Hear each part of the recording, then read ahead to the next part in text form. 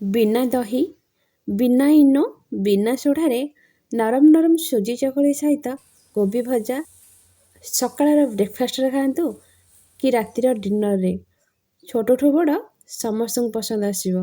जय जगन्नाथ सांग मैंने रोजेशोड़ा किचन को आपण मानक बहुत बहुत स्वागत।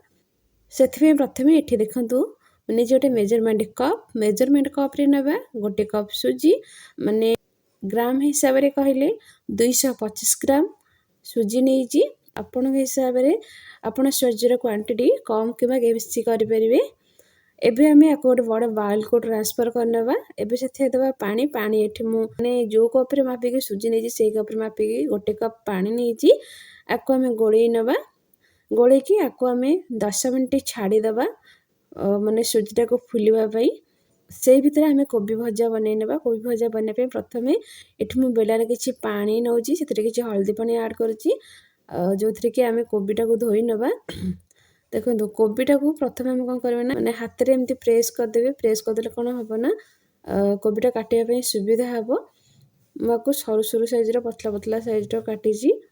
एबे आपको जो हल्दी पानी रखी से हल्दी पानी ऐड करनवा। एठी देखंतु मु नेइची 2टी मीडियम साइज आलू ताको चोपा छड़ेकी नेइची ताको मध्ये हमें छोट छोट साइज्रे क्यूब साइज्रे काटी नवा।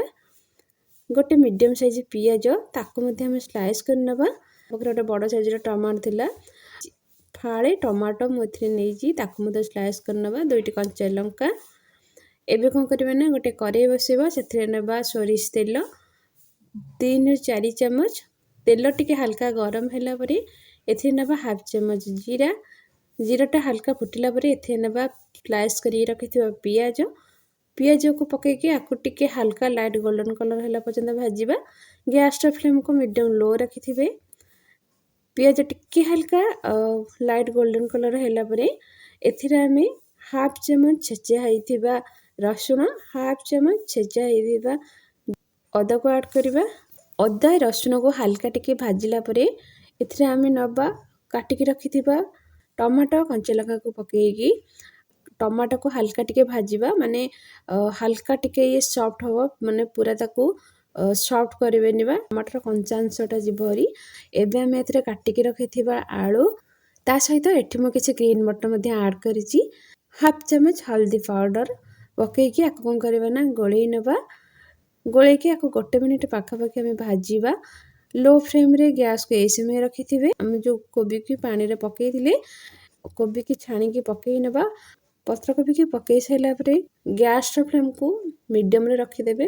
मीडियम रे रखिके ताको छाड़ी देबे 5 मिनिट। कोबी रे जो पानी थिबो एक्स्ट्रा पानी से बाहर जिवो कोबीटा हमर सॉफ्ट हे जिवो। देखो जतरा देखियो जे कोबी माने सब जक पानी रिलीज कर नेची से समय कौन करेंगे ना गैस फ्लेम को हाई कर नेबे। हाई करिकी आको से हाई फ्लेम रे ही किछि समय भाजीबे जमती कोबी रु एक्स्ट्रा पानी गुराक मरी जीवो।